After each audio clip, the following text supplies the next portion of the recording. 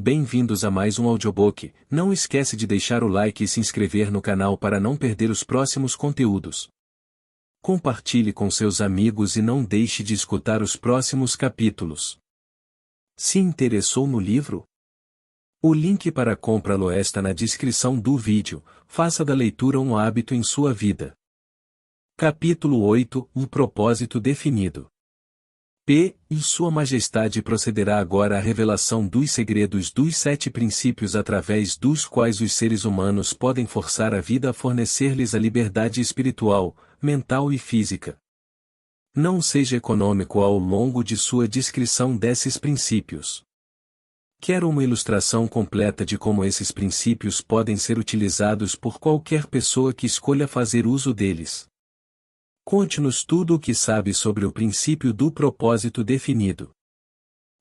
Se, por acaso, seguir adiante com essa ideia maluca de publicar a minha confissão, você abrirá as portas do inferno e libertará todas as almas que eu busquei ao longo destes últimos séculos.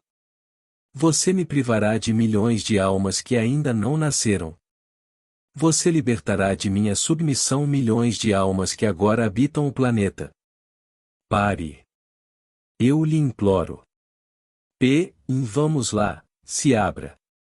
Vamos ouvir o que tem a dizer sobre o princípio do propósito definido.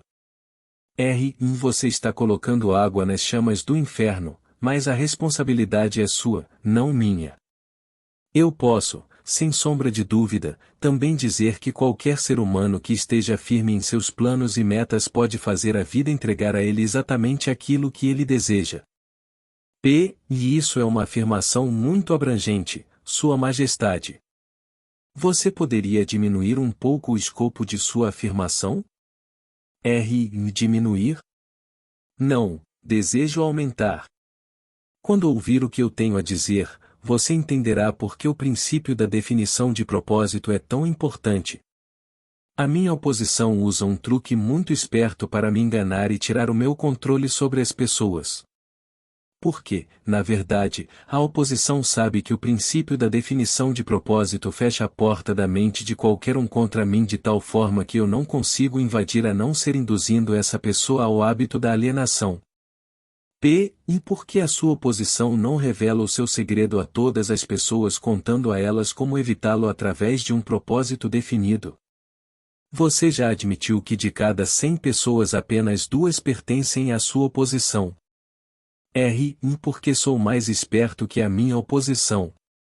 Eu afasto as pessoas de suas definições através das minhas promessas. Como você pode ver, controlo mais pessoas do que a minha oposição porque sou um melhor vendedor e também um grande showman. Eu atraio as pessoas alimentando-as deliberadamente com os seus próprios hábitos de pensamentos nos quais elas se satisfazem. O princípio da definição de propósito é algo com que alguém deve nascer ou algo que pode ser adquirido? Todas as pessoas, conforme eu já disse antes, nascem com o privilégio e com o potencial de terem a definição do propósito. Mas 98 de cada 100 pessoas perdem esse privilégio porque não o utilizam e nem tomam consciência de sua existência. O privilégio da definição de propósito pode ser mantido somente através de uma política pela qual a pessoa o adota como um guia para todos os assuntos de sua vida. Entendo.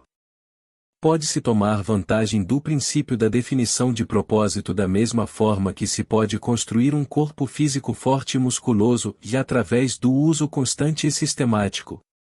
É assim mesmo? Essa é a verdade nua e crua, da forma mais acertada possível. E agora eu penso que estamos chegando a algum lugar, Sua Majestade.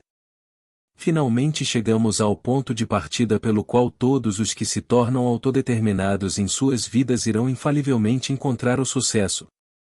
Descobrimos, através de sua fantástica confissão, que o seu maior ativo é a falta de precaução do homem, que por sua vez habilita você a guiá-lo pela selva da indefinição, através de pequenos subornos.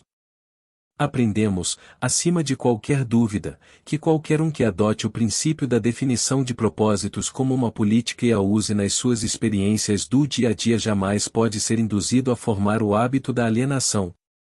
Sem a ajuda do hábito da alienação, você não tem força para atrair as pessoas através de suas promessas.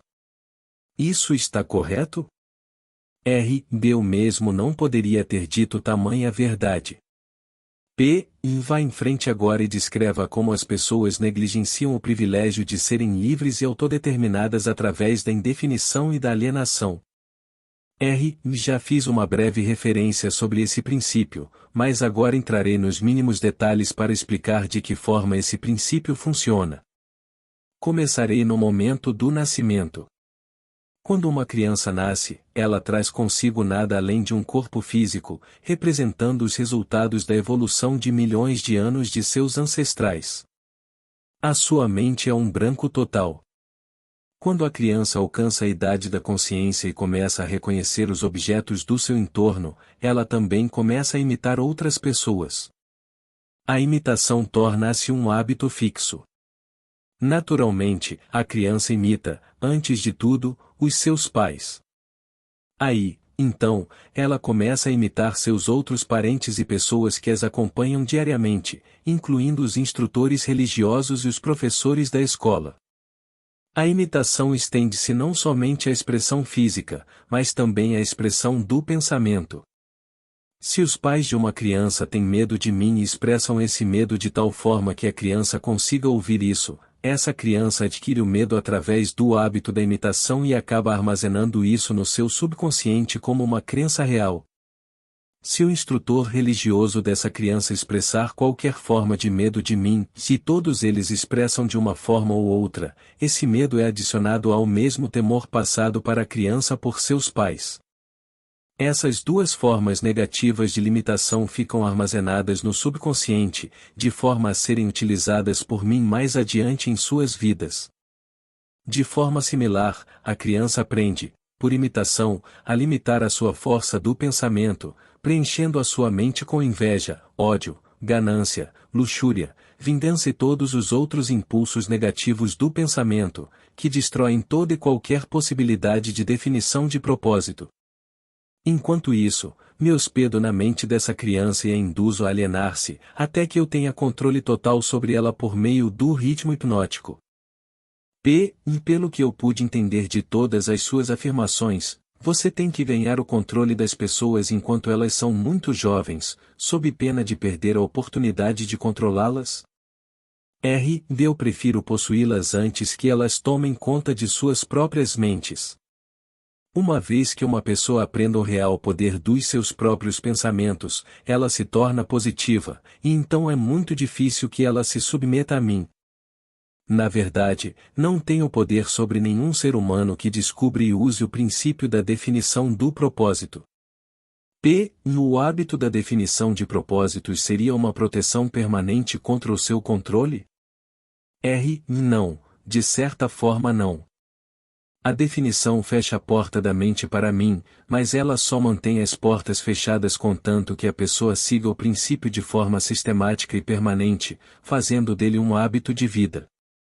Uma vez que a pessoa hesite, procrastine, ou torne-se indefinida sobre qualquer coisa, ela está apenas a um passo de deixar essa proteção e ser envolvida por mim e pelo meu controle. Em qual a relação que existe entre a definição de propósito e as circunstâncias materiais de determinada pessoa? Eu gostaria de saber se uma pessoa pode adquirir poder através da definição de propósitos, sem trazer para si o poder da destruição através da lei da compensação. A sua questão limita as minhas ilustrações porque há tão poucas pessoas no mundo que entendem. Existiram muito poucas pessoas no passado que entendiam como usar o princípio do propósito definido sem atrair para si mesmas as implicações negativas da lei da compensação. Aqui você está me forçando a revelar um dos meus truques mais valiosos. Estou para contar a você que eventualmente trago novamente para minha causa todos aqueles que escapam de mim temporariamente, através do princípio da definição de propósito. A forma de como eu faço essas pessoas retornarem a mim é simplesmente preenchendo as mentes delas com ganância por poder e amor pela expressão egocêntrica, até o limite de o indivíduo cair no hábito da violação dos direitos dos outros. Aí, Então, entro com a lei da compensação e imediatamente retomo a minha vítima. E então eu vejo, baseado em suas próprias admissões, que o princípio da definição de propósito pode ser perigoso proporcionalmente à possibilidade de tornar-se uma forma de poder. Isso é uma verdade? Sim. E o que é mais importante, em cada princípio do bem carrega consigo a semente de um perigo equivalente. É difícil de acreditar nisso. Que perigo, por exemplo, pode haver no hábito do amor à verdade? O perigo encontra-se na palavra o hábito. Todos os hábitos, com exceção somente daquele do amor à definição de propósito, podem levar à alienação. O amor à verdade, a menos que ele assuma a proporção da procura definitiva por ela, pode se tornar similar a todas as outras boas intenções. E você sabe, é claro, o que faço com boas intenções. O amor pelos parentes também é perigoso? O amor por qualquer coisa ou por qualquer pessoa, exceto o amor pelo propósito definido, pode ser perigoso. O amor é um estado de espírito que encobre a razão, limita a força de vontade e cega a mente para os fatos e para a verdade. Todos aqueles que se tornam autodeterminados e ganham liberdade espiritual para pensar os seus próprios pensamentos, devem examinar cuidadosamente cada emoção, mesmo aquela mais vaga relacionada ao amor. Você pode ficar surpreso em saber que o amor é uma das minhas iscas mais efetivas. Com ele trago para o hábito da alienação aqueles que não consegui atrair com nada mais. E é por isso que o coloquei encabeçando a minha lista de subornos. Mostre-me aquilo que uma pessoa mais ama e eu terei a chave para saber como essa pessoa pode ser induzida a alienar-se, até o ponto de eu fisgá-la com o ritmo hipnótico. Amor e medo, combinados, me fornecem as armas mais efetivas com as quais induzo as pessoas a se alienarem. Cada qual é tão útil quanto o outro. Ambos têm o efeito de fazer com que as pessoas negligenciem o desenvolvimento da definição no uso das suas próprias mentes. Dê-me o controle sobre os medos de uma pessoa e adicionalmente me conte o que ela mais ama. Com certeza, pode contar que essa pessoa será minha escrava. O amor e o medo são forças emocionais de tão estupenda potência que qualquer uma das duas tem o poder de retirar a força de vontade e o uso da razão. Sem o poder da vontade e da razão, não há nada mais que possa sustentar a definição de propósito. E mais, Sua Majestade, não valeria a pena viver se as pessoas nunca sentissem a emoção do amor. Vá. Você está tão certo quanto a sua razão, mas negligenciou ao não adicionar que o amor deve estar sob total controle da pessoa em todos os momentos. É claro, o amor é um estado de espírito completamente desejável, mas também é um paliativo que pode ser usado para limitar ou destruir a razão e a força de vontade, e ambas devem estar acima do amor em importância para todos aqueles seres humanos que desejam a liberdade e a autodeterminação.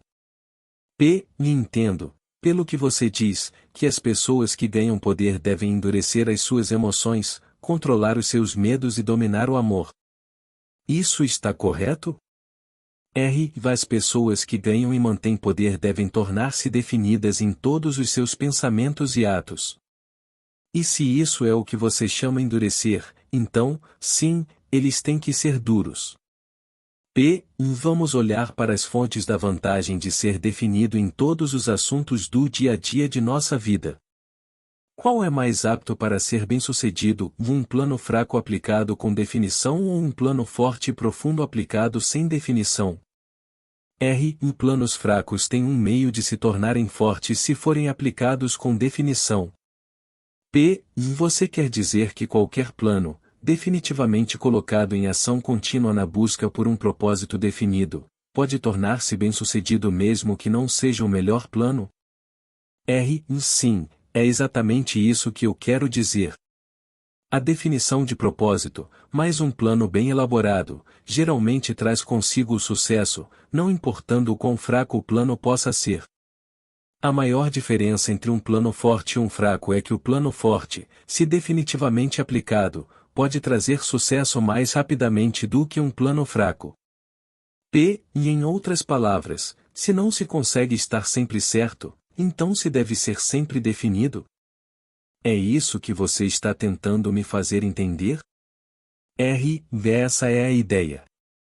As pessoas que são definidas, tanto em seus planos quanto em seus objetivos, aceitam derrotas temporárias como sendo um sinal para que façam um esforço maior.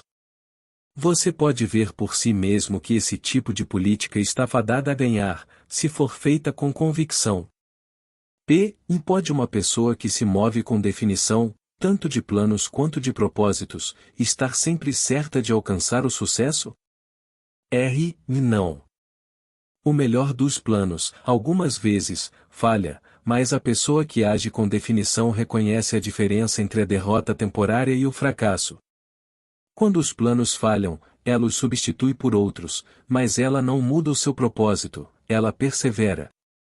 Eventualmente, ela encontra um plano que será bem-sucedido.